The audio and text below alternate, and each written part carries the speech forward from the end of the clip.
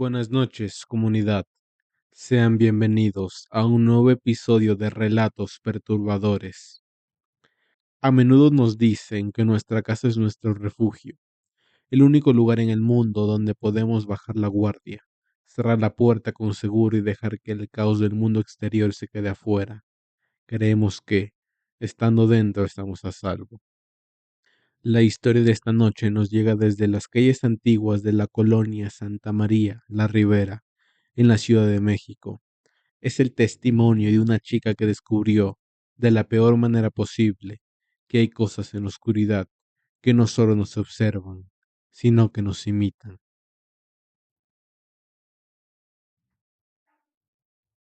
Nunca he sabido cómo empezar a contar esto sin que suene a locura, así que supongo que la mejor es empezar por lo mundano. Mi nombre es Mariana y tengo 17 años, y hasta hace 6 meses mi mayor preocupación era aprobar el examen de cálculo y decidir qué iba a estudiar en la universidad. Vivíamos en una casa de planta baja en la colonia Santa María la Ribera, en Ciudad de México. Es una zona vieja, de esas con fachadas coloniales descascaradas, con calles arboladas y un silencio que por la noche pesa más que el concreto. Mi historia comenzó en octubre, justo cuando la carga escolar se volvió insoportable. Mis padres trabajaban todo el día, mi papá en un despacho contable y mi mamá como enfermera en el turno tarde-noche. Así que yo pasaba muchas horas sola en casa después del colegio. Al principio me parecía perfecto. Llegaba, me quitaba el uniforme y ponía música a todo volumen mientras hacía la tarea en la mesa del comedor. Pero poco a poco, la casa empezó a sentirse diferente. No fue algo espectacular al principio. No hubo platos volando ni sangre en las paredes. Fue una sensación, la sensación de que cuando me daba la vuelta para sacar un libro de la mochila, el aire detrás de mí cambiaba, se volvía eléctrico, estático, como cuando acercas el brazo a una televisión vieja encendida. La primera vez que pasó algo físico fue un martes. Estaba estudiando para un examen de historia. Eran las 6 de la tarde. Había luz, pero el sol ya empezaba a ponerse naranja. Estaba sola. Mamá no llegaría hasta las 10 de la noche. Fui a la cocina por un vaso de agua y dejé mi celular en la mesa del comedor, grabando una nota de voz para repasar mis apuntes. Cuando volví, el celular estaba boca abajo. Sin embargo, no le di importancia. Simplemente pensé que lo había dejado así. Pero cuando reproduje la nota de voz, para escucharme recitar las fechas de la revolución, se me heló la sangre. En la grabación se escuchaba mi voz, 1910, inicio del conflicto armado, y justo después, un susurro, muy pegado al micrófono del celular, una voz rasposa y seca que decía, Mentirosa. solté el teléfono. La casa estaba en silencio absoluto, solo escuchaba el motor del refrigerador zumbando en la cocina. Y esa noche, no dormí. Me quedé con la luz encendida, mirando el armario. Al día siguiente, en el colegio era un zombi. Mis amigas, Valentina y Sofía, se reían de mis ojeras. ¿Te desvelaste hablando con Diego? Me preguntaron en el recreo, mientras comíamos sándwiches en las gradas de la cancha de básquet. El sol brillaba. Los chicos de primero corrían gritando. La vida era normal, segura, que lo de la noche anterior me pareció un sueño ridículo. Les dije sí, me había quedado viendo series. No quería ser la chica rara que escucha voces. Pero la normalidad del día se desvanecía en cuanto cruzaba el umbral de mi casa. Las semanas siguientes fueron una tortura psicológica. Empezó el juego de las puertas. Yo cerraba la puerta de mi habitación para cambiarme el uniforme, y cuando me giraba estaba entreabierta, solo 1 centímetro, lo suficiente para ver la oscuridad del pasillo. Luego vinieron los golpes. Siempre eran tres. Nunca en la puerta. Siempre venían de lugares imposibles. Eran 3 golpes dentro del armario. Eran 3 golpes detrás de la cabecera de la cama. O 3 golpes en el espejo. Le dije a mi papá. Mi papá, muy pragmático como siempre, revisó las tuberías, dijo que la madera vieja cruje con los cambios de temperatura y me compró tapones para los oídos. Y me dijo, Mariana, simplemente es el estrés del último año. Me dijo, necesitas descansar. Ojalá hubiera sido estrés. La noche que todo se rompió fue un jueves. Mi mamá tenía guardia nocturna en el hospital, así que no llegaría hasta la mañana siguiente. Mi papá se había ido a dormir temprano. Yo estaba en mi cuarto intentando terminar un ensayo de literatura. Ya eran las 2 a.m. La casa estaba sumida en ese silencio denso de la madrugada. De repente, escuché pasos en el pasillo. Eran pasos pesados. Simplemente pensé que era mi papá yendo al baño. Esperé escuchar la puerta del baño abrirse, pero el sonido se detuvo justo enfrente de mi puerta. Vi la sombra de 2 pies bajo el umbral.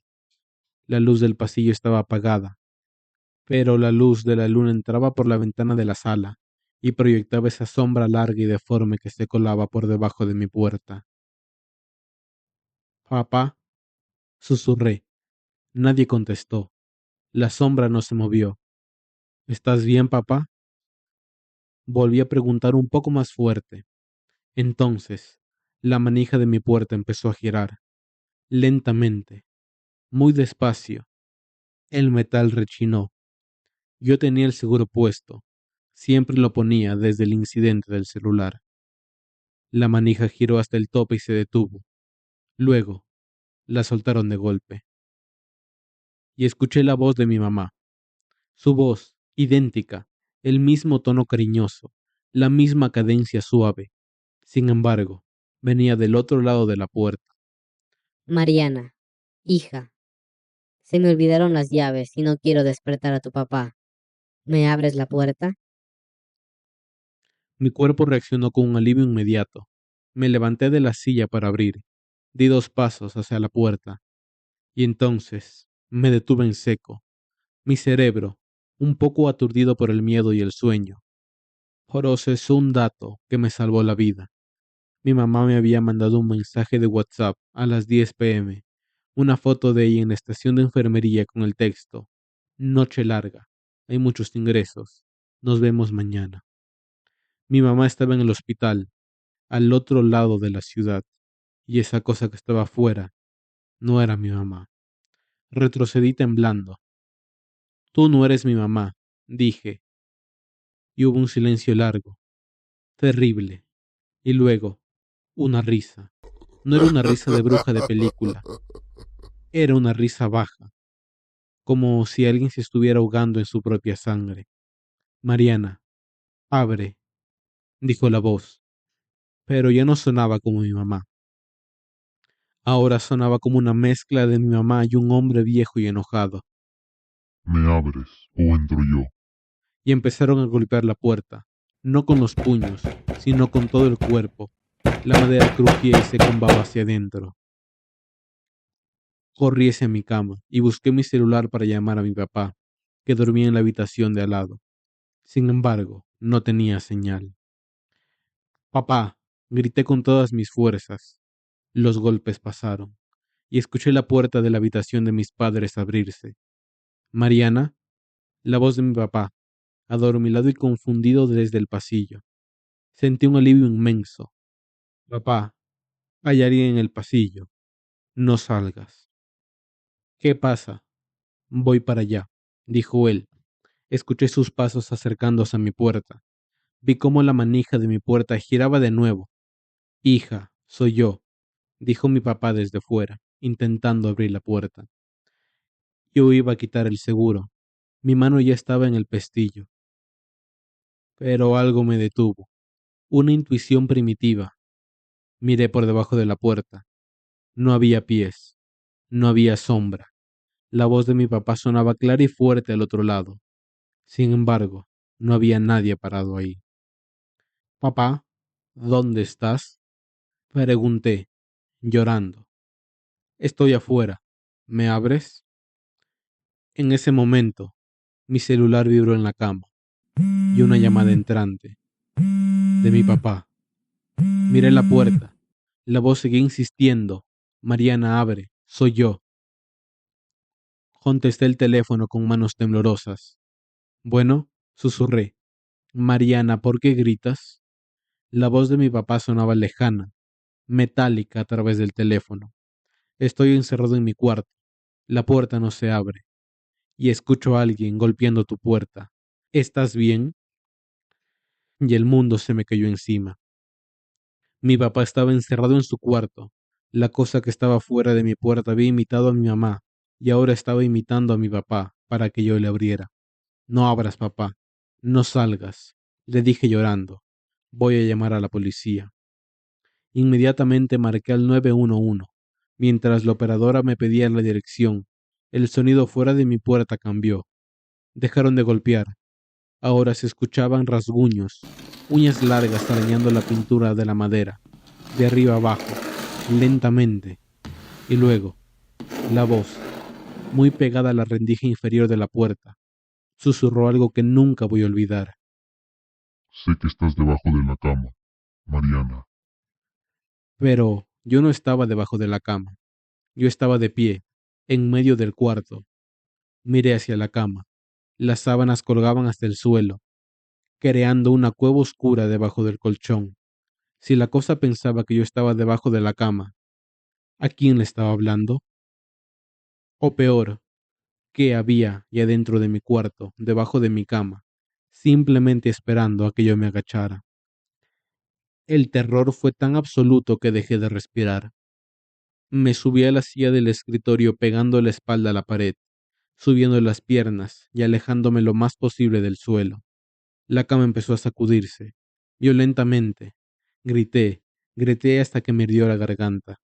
La puerta de mi cuarto estalló hacia adentro. Mi papá entró, con un bate de béisbol en la mano, muy pálido. Había logrado romper la cerradura de su cuarto y encendió la luz. La cama dejó de moverse instantáneamente. No había nadie en el pasillo, no había nadie debajo de la cama. Pero cuando mi papá me abrazó y me sacó de allí, vi algo en el suelo, justo donde terminaba la sábana. Había huellas, huellas de pies descalzos, marcadas en el piso de madera. Pero no venían de la puerta hacia la cama, salían de debajo de la cama hacia mí. Y esa misma noche nos fuimos a un hotel. Mi papá no quiso admitirlo, pero vi cómo le temblaban las manos mientras conducía. Nunca volvimos a dormir en esa casa. Sacamos nuestras cosas de día, acompañados por 2 tíos y un primo, y nos mudamos a un departamento moderno en un tercer piso, lejos de Santa María la Ribera. Actualmente he tratado de volver a mi vida normal. Voy a la universidad, salgo con mis amigos, intento olvidar, pero hay algo que no se va, y a veces, cuando estoy en la biblioteca de la universidad o solo en el baño de un cine, escucho ese sonido, los 3 golpes. Y anoche, mientras me quedaba dormido, justo en ese momento en el que la conciencia se apaga, escuché la voz de mi mamá susurrándome al oído. Aunque ella estaba durmiendo en otra habitación, me dijo, Esa vez, por poco te atrapo. dicen que los fantasmas se quedan en las casas, pero yo creo que eso es mentira. Yo creo que lo que sea que vivía en esa casa vieja no quería la casa, me quería a mí, y creo que me siguió.